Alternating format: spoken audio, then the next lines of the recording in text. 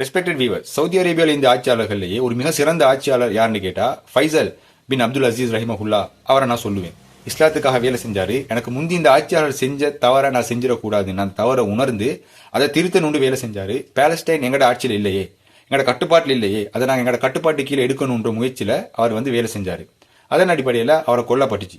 அப்படி அவரை கொல்லப்பட்டதுக்கு முந்தைய அவர் ஆற்றின கடைசி உரையில் அவர் சொன்ன முக்கியமான விஷயங்களோட என்னன்னு கேட்டா, பாலஸ்டைன் அப்படின்ற பூமி ஆக்கிரமிக்கப்பட்டு விட்டது, மஸ்ஜிதுல் அக்ஸா பிணை கைதியாக உள்ளது, ஜியோனிசம் எங்கள் எதிரிகள், அவர்களை எதிர்ப்பதே எங்களோட மகத்தான கண்ணியம், இஸ்ரேல் அப்படின்ற ஒரு தேசம் இல்லை என்று உங்கள் குழந்தைகளுக்கு கற்றுக் கொடுங்கள் அப்படின்ற மாதிரி சில முக்கியமான விஷயங்கள் சொன்னாரு. ஆனா இந்த பாதையில இன்றைக்கு கூடிய நவீன சவுதி அரேபியா போகுது அப்படின்னு பார்த்தா, இது யாரை எதிரின்னு சொன்னாரோ அவங்களை எதிர்காட்டி கூட பரவாயில்ல, அவங்களோட சேர்ந்து மச்சான் ஆகிட்டாங்க. எந்த அளவுக்குன்னு கேட்டா, மக்காவுக்கு பக்கத்தில் படம் தியேட்டர் கட்டுற அளவுக்கு போயிட்டாங்க.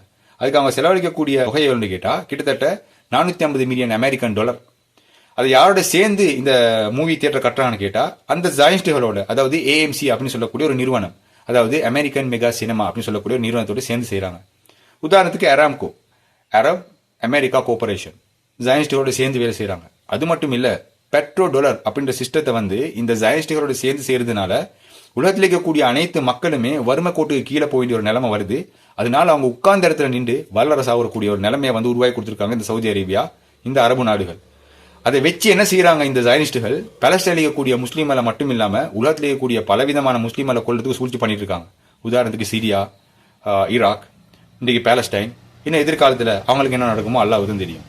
அதன் அடிப்படையில் எங்களுக்கு என்ன செய்யணும்னு கேட்டா, இந்த கடைசி காலகட்டத்தில் சவுதி அரேபியாவுக்கு அங்கே கூடிய உண்மையான உலமாக்களை அரெஸ்ட் பண்ணி வச்சுக்கக்கூடிய இந்த நிலைமையில சவுதி ஆட்சி பண்ணி கொண்டிருக்கக்கூடிய இவங்களுக்கு அல்லாஹ் நேர்வழி காட்டணும்னு துவா கேட்கணும். அப்படி இல்லாட்டி அவங்களுக்கு மிகப்பெரிய ஒரு பேரழிவு கூடி சீக்கிரத்தை எதிர்பார்க்கலாம்.